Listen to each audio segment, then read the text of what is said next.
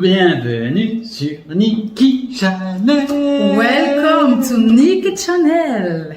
Bienvenue à tout le monde, bienvenue à toutes les personnes qui sont nouvelles sur cette chaîne. Prenez le tabouret et vous installez et bienvenue. Faites comme chez vous. Prenez un petit jus de fruits ou un petit café, un petit thé. Un petit thé, une infusion, bien de l'eau tout simplement. Et on va passer directement à la phase, le vif du sujet. Déjà, on s'excuse. On s'excuse, ouais, du manque de régularité qu'on a eu depuis un petit moment, ouais. C'est chaud. En fait, c'est plusieurs petits soucis liés aussi à nos vies personnelles aussi, hors de YouTube, donc où il y a eu plusieurs choses qui se sont cumulées, donc voilà. Mais ça, on va essayer de redevenir un peu plus régulier chaque semaine, de poster autant que possible, de retrouver cette régularité qu'on avait au tout début. Au tout début, c'est pas évident. Je pense que vous vous doutiez, effectivement, comme je l'ai dit dans une des vidéos, qu'effectivement on est. Voilà, moi je travaille, je peux pas poster tout le temps et en même temps j'ai ma fille qui est là, notre fille qui est là.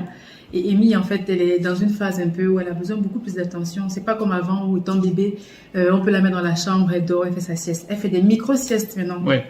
Donc elle dormait. Et au moment où on veut commencer la vidéo, elle se réveille. Donc on s'est dit, tant pis, on va faire avec elle. On va juste, comme vous pouvez voir, on l'a mis un peu de côté là. Parce qu'effectivement, comme on l'a dit dans une vidéo qui sera postée plus tard, dans un vlog, que voilà, c'est pas possible qu'on expose notre enfant. Et elle voudra plus tard le faire, elle le fera d'elle-même. Mais pour le moment, on ne la met pas sur les réseaux. C'est sur son visage, non. Donc voilà. Alors, on a reçu un mail. Oui, ça faisait un petit moment. Mais ça faisait un petit moment, ça faisait depuis le mois de juin qu'on a reçu le mail. Pardon encore à l'abonné qui va se retrouver là, il va se dire certainement, depuis le temps. Et donc, on a décidé de répondre à ce mail qui a plusieurs questions et on va aller droit dans le sujet. Alors, merci pour ton... De partager notre expérience sur notre mixicité. La mixicité, en fait, dans un couple et les difficultés, les trucs qui peuvent être bloquants ou pas, en fait. Voilà. Donc, désolé si vous entendez un peu la musique, c'est pour captiver l'attention de Amy, qu'elle ne nous déconcentre pas. Voilà. Donc, je mets un peu de la musique pour elle. Donc, je vais lire. Bien le bonjour à vous, Madame Nikki, et aussi à Monsieur Godefroy. Bonjour. Bonjour. Que Dieu vous bénisse dans le beau et précieux nom de notre Seigneur et Sauveur Jésus. Amen. Amen. Vous aussi, qu'il vous bénisse où vous vous trouvez. Et alors, il se présente, donc je ne vais pas dire son nom. Je vous suis depuis un bon moment et j'apprécie beaucoup votre témoignage car il redonne de l'espoir. C'est le but. Franchement, si on se tient debout, si on se tient devant vous, en fait, le but est atteint. Enfin, le but est atteint. C'est le but recherché. Il fonctionne en tout cas. C'est bien. Le but, c'est de quoi? C'est comme cette chaîne, je ne répéterai jamais assez. En fait, c'est les 3 E. C'est la chaîne aux 3 E. C'est-à-dire édification, encouragement, exhortation. Donc, on est là pour encourager, pour exhorter et pour édifier. Donc, merci de nous faire ce retour-là. C'est appréciable. Ça, c'est appréciable. Et ceux qui ne sont pas encore abonnés, on vous invite à le faire et de cliquer sur la cloche de notification qui se trouve en bas de la chaîne, en bas de la vidéo. C'est très important. C'est important. Faut pas louper les vidéos. Lorsqu'on met la vidéo en ligne, comme ça, vous êtes aussi notifié. Parce qu'il y a des personnes qui me disent, j'ai pas reçu, t'as pas posté depuis longtemps. Qu'en est-il de ta chaîne YouTube? Est-ce que tu as arrêté? Je dis, mais c'est que je vais pas à chaque fois envoyer les liens ou alors poster sur ma chaîne, sur Instagram. Tous ceux qui ne me suivent pas aussi sur Instagram, le lien, il est marqué dans la rubrique description. Mais là, je le rappelle et je vais le mettre, c'est Muriel-Verne. Je poste aussi quand même régulièrement sur Instagram. Donc, si je ne suis pas ici, je suis là-bas. Allez, le mail. Il nous salue et puis dit, aujourd'hui, je vous écris pour si possible avoir quelques conseils sur votre expérience en tant que couple mixte. Il a bien spécifié et c'est bien de le dire. On va donner notre expérience. Seulement notre expérience, ce qu'on a vécu, il nous semble être pertinent ou pas. Voilà, on ne va pas parler pour quelqu'un d'autre. On n'a pas la vérité absolue sur tout ce que peut affronter un couple mixte. Voilà. Et donc il dit, avec ma soeur, on discutait un jour et je lui expliquais qu'il me semble, qu'il me semble assez difficile pour une femme noire d'épouser un homme de peau blanche. Il met entre parenthèses, je lui ai fait cette réflexion sur la base de l'interprétation qui peut découler de la soumission de la femme africaine qui est plutôt très prononcée. Il y a tellement de choses dans le premier point. Donc, une première chose qu'on voudra dire, c'est que quand tu épouses quelqu'un ou quand tu épouses quelqu'un, c'est pas sa couleur de peau que tu épouses. Tu épouses le cœur de la personne, tu épouses ce que la personne fait, ce que la personne est, les critères, je vais dire internes. On ne va pas parler de couleur de peau. Donc de dire que, pardon, j'espère qu'elle va rester comme ça longtemps. Donc de dire que tu épouses quelqu'un, qu'une femme noire, il est difficile pour une femme noire d'épouser un homme à la peau blanche. Ce n'est pas le cas. En fait, voilà. ça reviendra souvent dans cette vidéo. En fait, c'est souvent le cœur de la personne vers qui vous vous tournez, vers qui vous vous engagez en fait. Exact. C'est la couleur de peau n'a aucune espèce de. C'est pas une référence, c'est pas une référence, c'est pas un point qui va être bloquant. Voilà. Ce qui va être bloquant, c'est votre cœur en fait. Votre façon d'être et tout. Votre vraie culture en fait. Voilà. On va y revenir tout de suite. Voilà. Pardon. Et quand il dit, il y a un point. Il dit, avec ma soeur, on discutait un jour et je lui ai exprimé qu'il me semble assez difficile pour une femme noire d'épouser un homme blanc. Ouais. Je lui ai fait cette réflexion sur la base de l'interprétation qui peut découler de la soumission de la femme africaine qui est plutôt très prononcée. Je disais justement à Godefroy avant qu'on allume la caméra que en Afrique, à l'époque de nos parents, de nos mamans par exemple, de ce que je comprends, de ce que j'ai pu observer, de ce que j'ai pu entendre, à l'époque, nos mamans, elles étaient très soumises. Effectivement, c'est une bonne chose d'être soumise, mais il faut savoir que la soumission, c'est quoi la définition de la soumission? Soyons d'accord là-dessus. C'est pas de l'esclavage, ouais. C'est pas ça. C'est pas béni, oui. C'est pas je ne réfléchis pas, j'exécute tout ce qu'on me dit de faire, je le fais sans roncher, sans parler, sans donner mon avis. Nous, la soumission, la définition que moi je donnerais de la soumission, je suis d'accord, de ce que j'ai pu apprendre jusqu'ici, par le biais de mon pasteur à Bruxelles, que j'ai beaucoup, pour moi c'est ça vraiment la soumission, je l'accorise. La soumission en fait c'est quoi? C'est l'homme qui a une mission à accomplir et la femme, son épouse, l'aide à accomplir cette mission pour laquelle il a été appelé. Dans le ministère, ouais. Voilà. Donc c'est tout en fait. Donc il n'y a pas à chercher, la soumission c'est de ne rien dire, d'être comme une esclave, de ne pas parler, de ne pas donner son point de vue. Non. Vous avez votre mot à dire en tant que femme, au contraire. Votre avis est plus qu'important. Voilà. Et votre mari se doit d'écouter votre point de vue, de toujours, en tant que mari, on se doit toujours de prendre en compte l'avis de sa femme en fait. Parce que si Dieu l'a mis dans le couple, c'est pas pour rien, c'est parce qu'elle est là aussi pour nous conseiller, pour nous donner son avis. Pour aider, c'est pas pour rien. On doit prendre en compte son avis. Voilà. Et vous êtes peut-être le chef de famille entre guillemets, mais ça n'empêche que un général d'une armée, s'il consulte jamais les personnes en dessous de lui, ça ne marchera pas. Il faut forcément prendre en compte ce qui revient, comme dans une entreprise en fait. Il y a un patron, mais il y a aussi des petits chefs entre guillemets, mais qui font remonter en fait les infos d'en bas en fait. Et ça, faut prendre en compte l'avis de ces personnes-là dans une entreprise et dans un couple, c'est sa femme. Et je vais renchérir en disant ceci. Est-ce que nos mamans étaient vraiment heureuses? Moi, je me suis posé la question, soit un peu sérieux, soit un peu sincère. Est-ce que nos mamans étaient sérieuses? Moi, je ne pense pas vraiment que ce système de faire là, d'être soumise là, nos mamans, je pense, en acceptant, c'était par cœur joie, parce que on a c'est un handicap, c'est une lacune que moi je trouve. Hein. Nos mamans ou nos grands-mères dans le temps, les femmes qui étaient mariées, elles étaient soumises certes, mais c'était par cœur joie. Et aussi, je trouve ça dommage qu'on pousse la femme à être prête pour le mariage, à la préparer au mariage. Tu dois fermer ta bouche, tu dois juste suivre ce que ton mari te dit, et là, ça se passera bien. De subir, en fait. D'avoir peur pour les enfants. Voilà. Donc, ça, c'est quelque chose que je remarque dans les mariages, dans le temps. Attention, on ne dit pas là qu'il faut... être rebelle. Ne pas se rebeller. On n'est pas en train de prôner la séparation. Hein. Non, c'est juste de mettre le haut là aussi. Voilà. Que l'homme, il doit se dire, ok, t'es le chef de famille, il n'y a pas de souci. Selon la Bible, c'est comme ça, c'est l'ordre que Dieu a établi. Mais n'empêche que vous aussi, vous avez votre avis compte en fait. Mais c'est ça. Vous pensez, vos ressentis, tout ça, ça compte en fait dans votre couple. Parce qu'à l'époque, nos parents, c'était ça. C'est pas pour rien qu'on unisse deux personnes en fait. C'est pas pour qu'il y en ait qu'un seul qui travaille en silo. Donc la femme africaine qui est soumise, c'est à développer. Et c'était avant ça. Et aujourd'hui, c'est toujours le cas. Hein. C'est toujours le cas aujourd'hui, mais sauf que c'est pas dire que je suis dans le foyer, je n'ai pas mon mot à dire et j'écoute tout ce que mon mari dit, j'exécute, je ne veux rien savoir. Monsieur dit je veux rien savoir, tu fais comme ça, comme ci, comme ça. Non, ça c'était avant. Et c'était pas la bonne méthode. Donc on va pas revenir là-dessus et subir, non. Et je pense aussi que le mariage, c'est à deux. Donc c'est à nous maintenant, nous, la génération de maintenant, qui devront éduquer nos fils, nos garçons, à être de bons maris aussi. C'est pas seulement à la femme.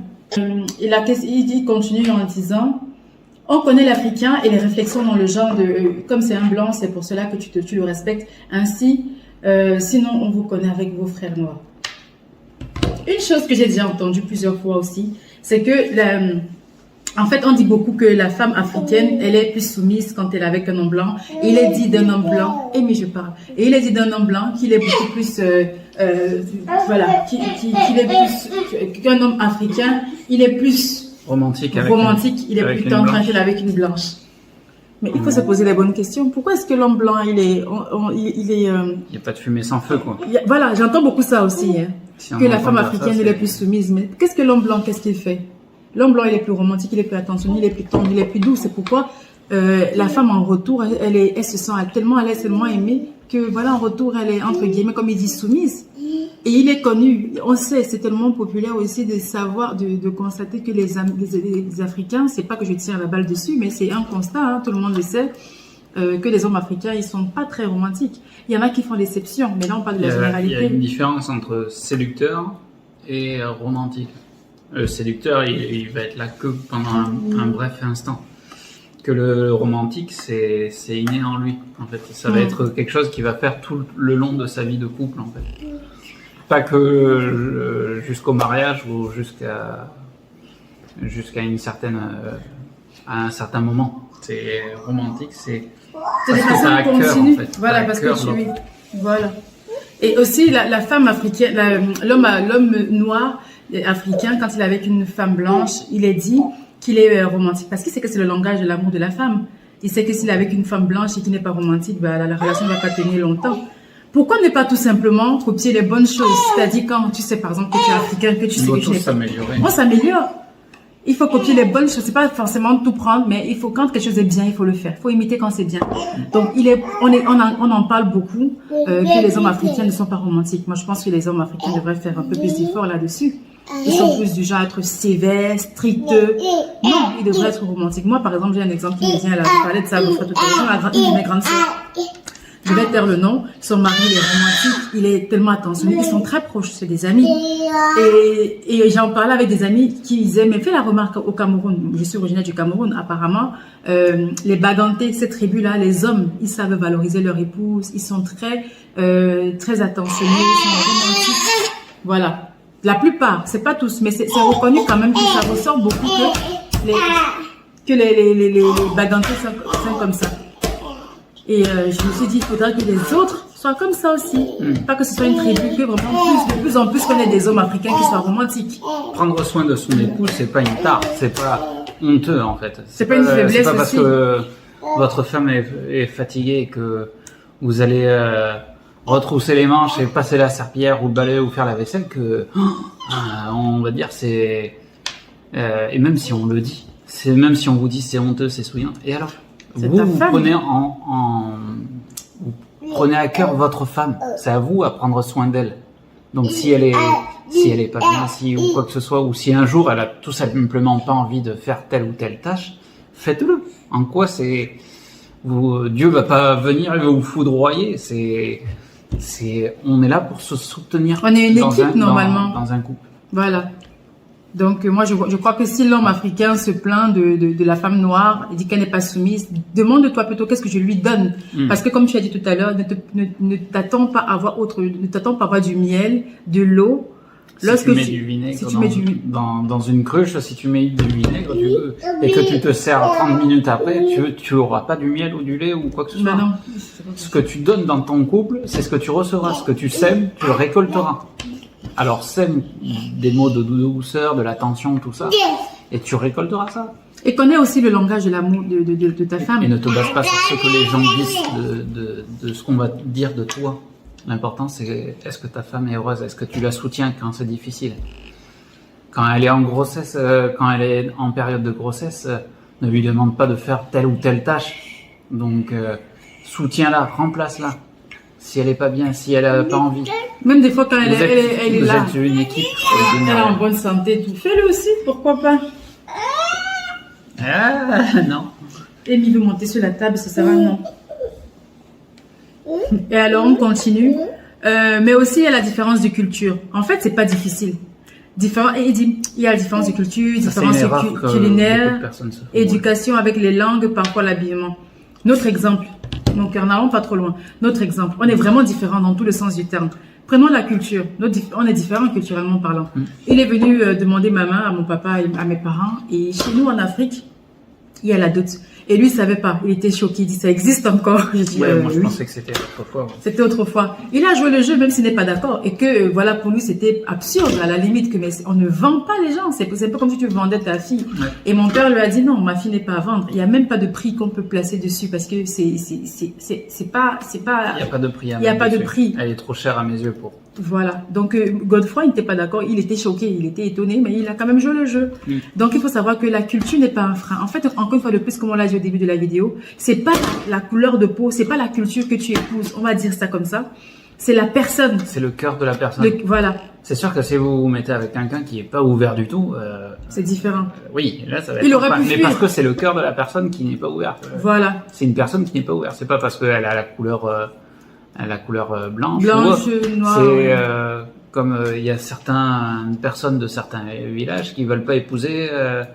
D'autres tribus. D'autres tribus. C'est pas une question de couleur de peau, c'est une question vraiment de cœur de la personne. De cœur, voilà. Comment est la personne? Et la vraie question qu'on parlait tout à l'heure, c'est quelle est ta vraie culture en fait? Est-ce que la culture c'est celle de ton pays ou est-ce que c'est celle de Dieu en fait? Et nous, tu es un enfant du Cameroun ou du Congo ou de France, ou tu es un enfant de Dieu en fait? Et c'est ça qu'il faut se poser comme question.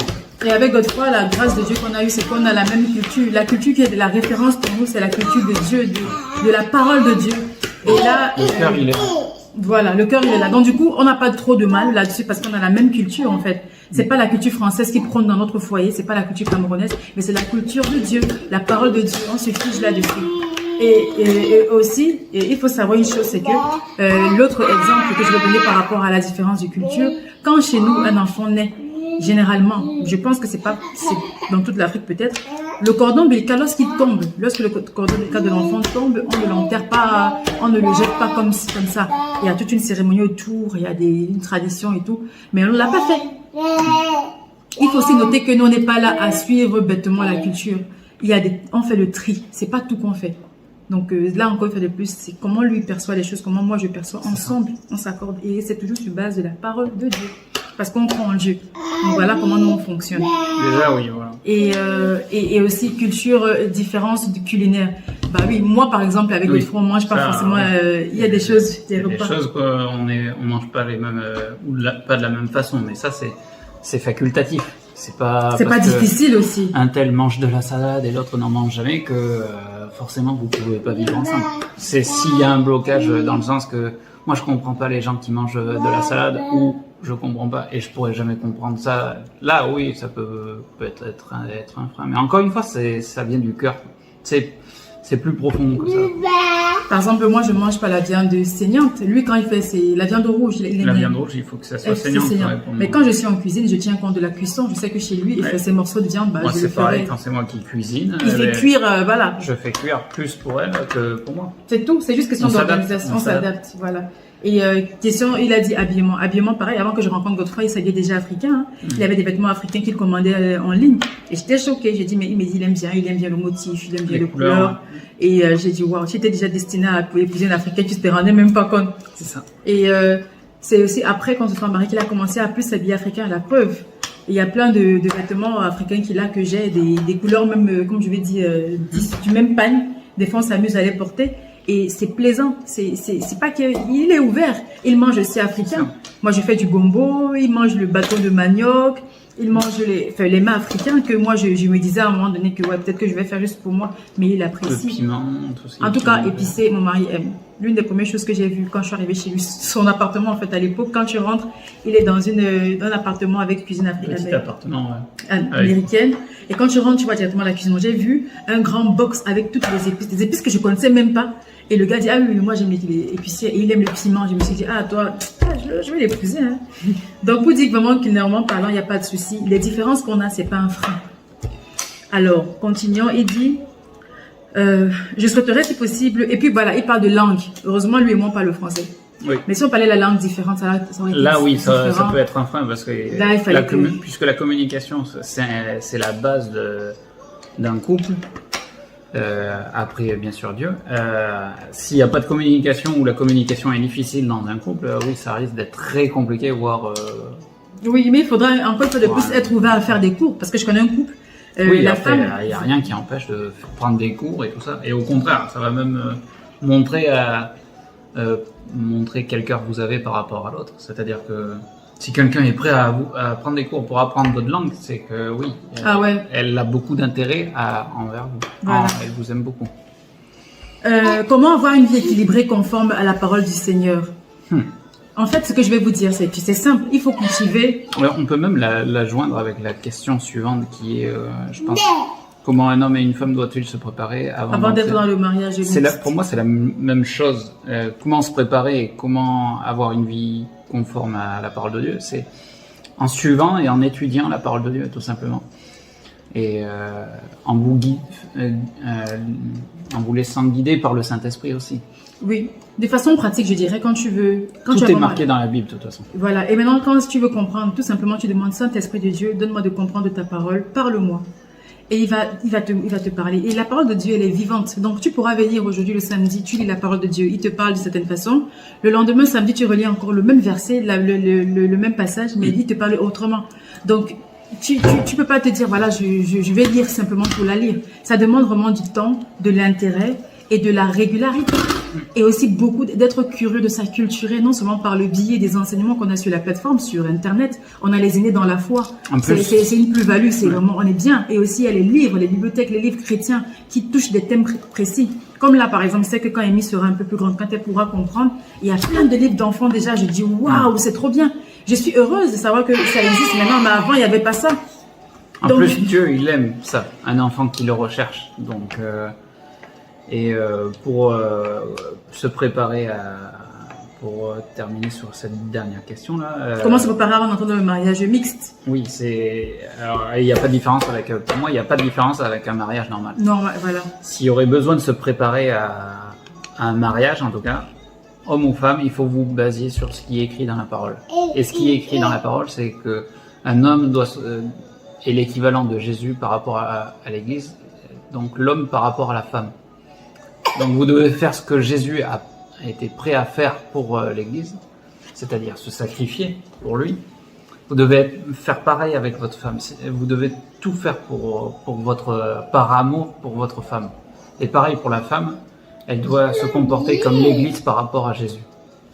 Donc elle doit se comporter pareil envers son mari, son futur mari. Donc tout est dans la Bible.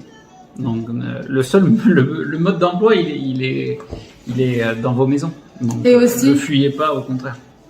Et aussi quand tu aspires, parce que je crois que quand il y en a des personnes qui aspirent à se marier avec des étrangers, hein, c'est parfois c'est pas calculé. Encore une fois, il y a quelque chose dans votre culture que voilà.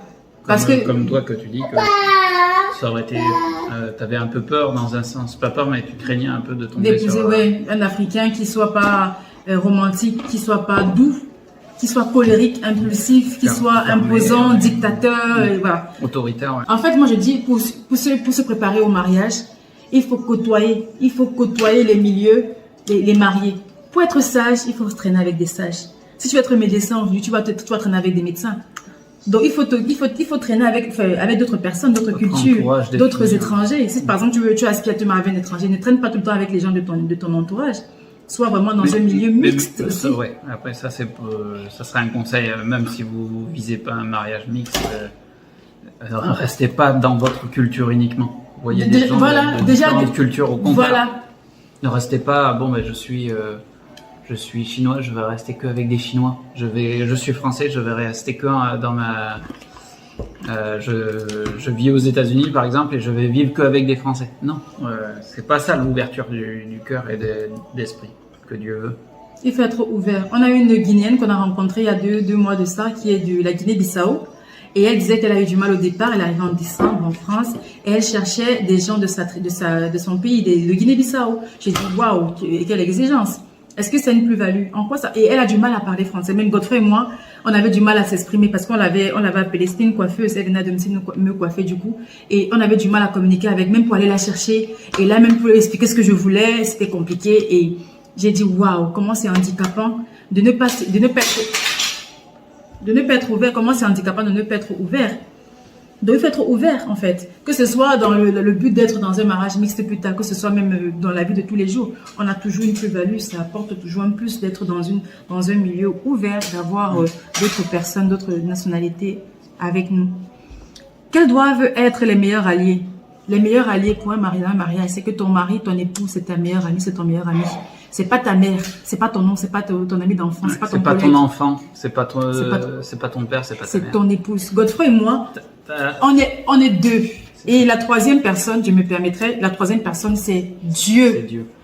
Tu voudras pas avoir un mariage épanoui, heureux, stable. S'il n'y a pas Dieu, à un moment donné, ça va tomber. It will fall down, definitely.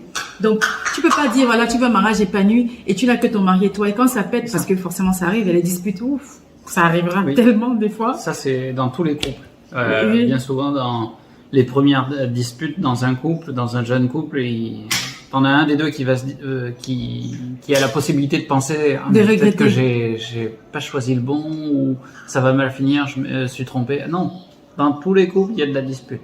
L'important, c'est comment vous allez résoudre ces moments de dispute. Comment vous allez gérer ces moments.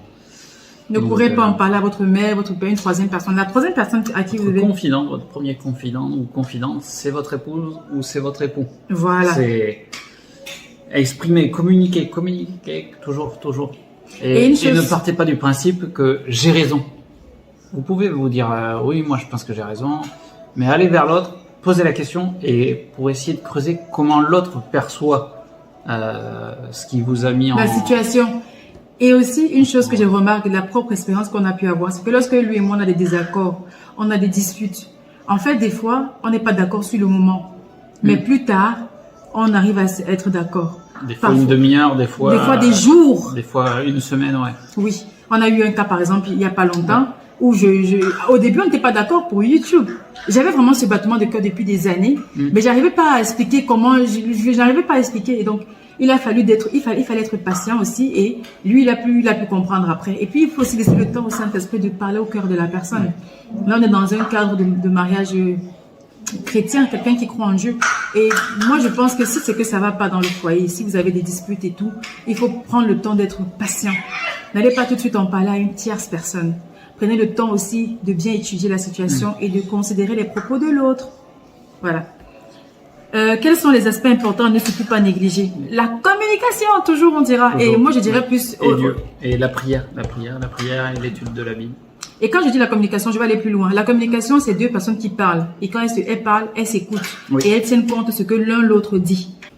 Quels sont les préjugés à abattre et à déconstruire? Il y a beaucoup de préjugés qui sont basés sur... on dit que c'est les blancs ou les noirs, ils sont comme ça. Mais en fait, moi, je dirais qu'il y a beaucoup de préjugés qu'au final, c'est l'humain. C'est l'humain qui est comme ça. C'est pas... Ne faites pas de généralité sur... il y a très peu de préjugés qui sont... entre guillemets vrai. Il y en a beaucoup que c'est juste des limitations, c'est gratuit, hein, des idées préconçues qui sont très erronées. Donc moi, je parlerai pour les Africains parce que je suis africaine et ce que j'ai pu remarquer, c'est que les Africaines arrêtez de penser que vous êtes inférieurs aux blancs. Ouais. Arrêtez ça parce que vous ne l'êtes pas. Que d'épouser un blanc, ou d'épouser une blanche, c'est quelque chose de mieux, c'est quelque chose de... Voilà, parce que les gens pensent que... comme le luxueux ou... Voilà, c'est un signe de réussite quand t'épouses un blanc, c'est n'importe quoi, parce que... C'est qu'une couleur. C'est qu'une couleur, c'est une pigmentation comme si mon mari a dit. ça, c'est qu'il faut revoir son cœur, en fait. Parce que... On n'est pas en tant qu'Africaine, moi je me tiens bien devant les blancs, devant les noirs, les asiatiques. Plus de valeur, non. On n'est pas moins que les blancs en tant qu'Africains. Arrêtez de penser ça et arrêtez de toujours vous sentir inversement. Et les blancs. J'ai connu une blanche qui m'avait dit ça. Elle m'avait dit que les noirs étaient meilleurs pour avaient plus de cœur ou je sais pas quoi. Je fais, mais non, c'est pas une histoire de couleur de peau, c'est une histoire de cœur en fait. Des personnes, oui. Donc, Et aussi, il faut pas, en tant qu'Africain, il faut pas se dire que oui, je ne mérite pas, je pense pas qu'un blanc puisse être intéressé par moi. Non. Ou bien, j'ai des femmes qui m'ont dit ça, j'ai eu des messages, une qui m'a dit, waouh, comment t'es à l'aise avec les blancs et tout, mais t'es pas gêné ou bien t'es à l'aise avec eux. Je dis, mais pourquoi ne pas l'être? C'est des êtres humains. Je sais pas entourer, je sais pas, pourquoi me sentir inférieur ou bien complexé ou bien, non, je veux pas ça, je refuse. Ça va? Je ne veux pas s'il y a de complexe là. Vous n'avez pas besoin d'être complexé. Vous avez une identité, vous avez vos caractéristiques, vos qualités, et il faut s'en tenir à ça. Il ne faut pas se dire que oui, je pense pas que je puisse plaire à un blanc. C'est un homme qu'il faut plaire. Et tant que c'est un homme, tant mieux. Peu importe la couleur de peau. Allez. Sur ce, on pense avoir répondu à tout, et aussi clairement possible. Et avec... Désolé encore pour Rémi. Ouais, désolé pour... Ouais, c'était soit on le fait aujourd'hui, soit on le fait jamais. Parce que ça fait 3 fois que cette vidéo, on veut la tourner. Depuis 2 mois qu'on est en train d'essayer de la tourner, à chaque fois, il faut qu'on recommence. Il y a toujours quelque chose. En plus, Amy qui veut l'attention. Et oui, Amy veut l'attention. Donc voilà, on vous souhaite en tout cas une bonne continuation dans vos projets, si c'est des projets de mariage, de préparation au mariage en tout cas. Et si vous êtes déjà en couple, que la paix de Dieu soit sur vous en tout cas. Passez une excellente journée ou nuit et n'oubliez pas, si vous avez besoin d'écrire un mail, vous le faites. La messagerie est disponible. De la chaîne. Et il y a un qui disait que voilà, il n'arrivait pas à m'écrire. J'ai dit non, en fait, il fallait que je libère l'espace dans mon adresse mail, dans ma boîte mail, ça a été fait. Donc de nouveau, Niki Chanel peut recevoir des mails. Donc n'hésitez pas, vous avez une question et des témoignages, n'hésitez pas. Même, des questions, ouais. Allez. Que Dieu vous bénisse. Que Dieu vous bénisse.